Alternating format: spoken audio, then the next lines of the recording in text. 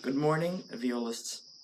At your lesson next week, I will say welcome, and I hope you had a good week. And let's hear your scales, the ones that I've assigned. And what I'm assigning are these.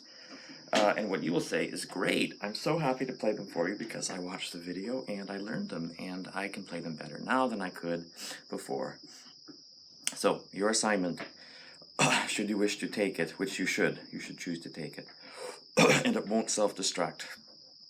Everything will be better, are the high octave of the scales D through F in major and both minors. So the high octave is all in the A string, and the fingering is the same. So here we go.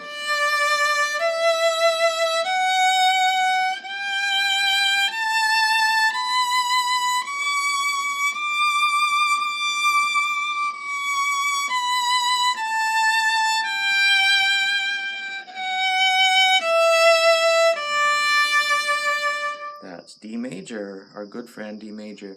This is D harmonic minor, which is the same. At least the fingering's the same, and the notes are a little different.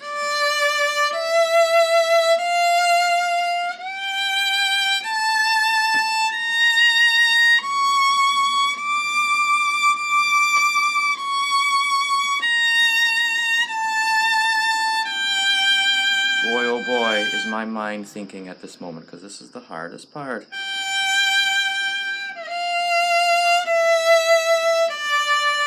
Good boys.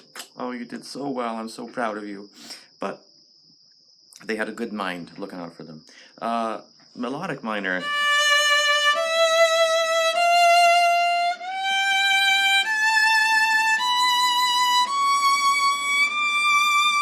Oh, the fingering's different going down. It's 4, 3, 2. 3, 2, 1. And again, that old mind of mine, old as it may be, is still thinking. And then 2, 1. These fingerings are on your scale cards, and you all have a scale card, I know.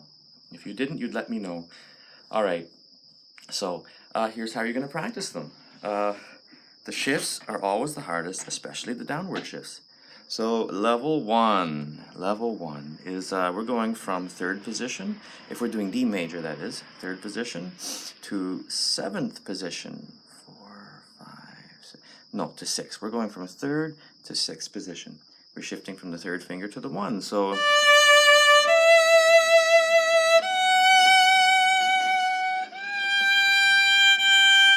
that's the shift. If I move my other fingers out of the way, it's not something I want you to emulate. It's only so that you can just see what I'm doing. But normally I would have the fingers above the strings, or very close. So, level 1 is... I'm going to get to love this little half step. It's only a half step shift. No big deal.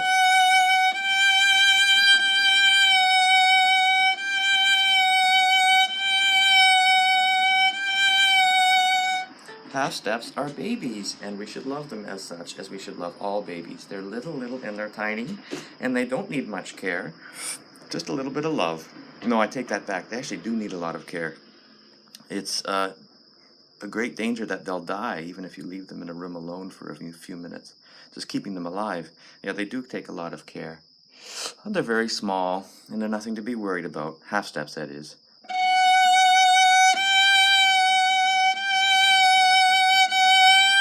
So I'm just hanging out, learning what that half step feels like, and how similar it is to vibrato.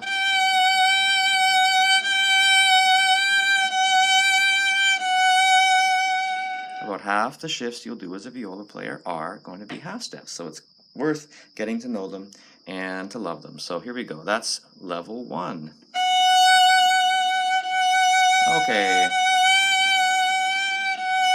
Feels great. I'm barely pressing on the strings because I love my viola and my fingerboard, so I'm not going to squeeze it. Level 2, from a 3 to a 2.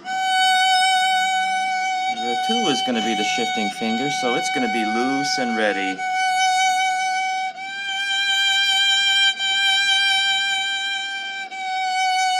I'll show you from a different angle. Now this is good enough.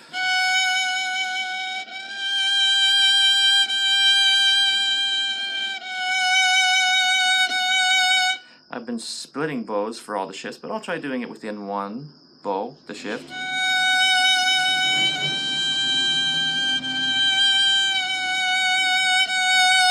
And there's my old friend, the half step. No big deal. Okay, but the actual shift is from 3 to 1, so let's give that a try. 3 is barely pressing. It's barely pressing.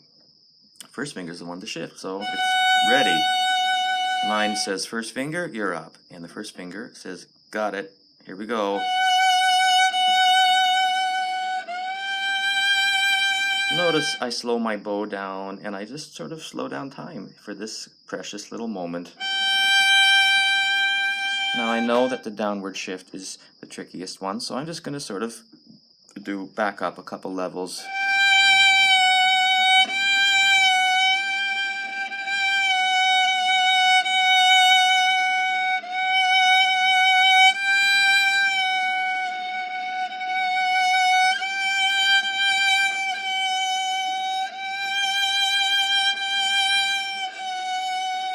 Look at my wrist. My wrist is not doing this. I didn't do that because of course then this happens. My fourth finger is out of position for when I have to keep mowing. So, all right, I've got to shift down to third position. I'm ready though. I'm loosening my wrist. My fingers are loose. My hand is open.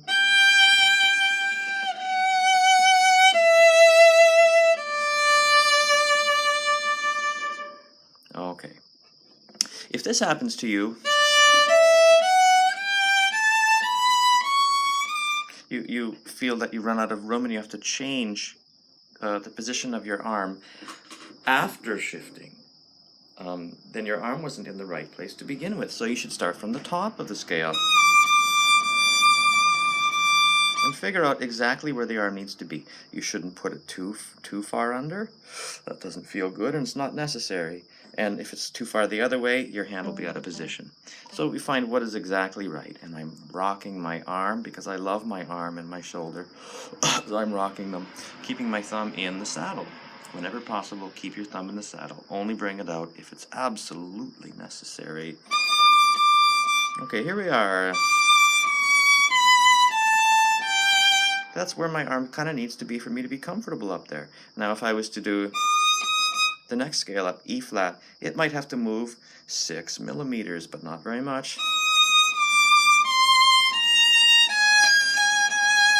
Now when I shift down, I'm not going to go too much there. It's mainly the wrist that does this. Incidentally, that's a vibrato motion.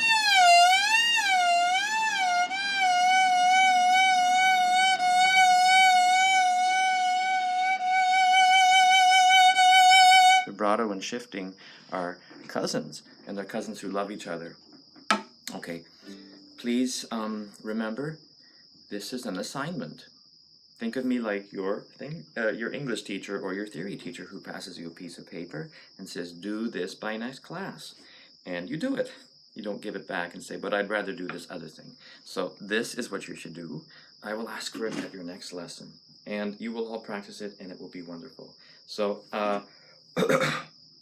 goodbye.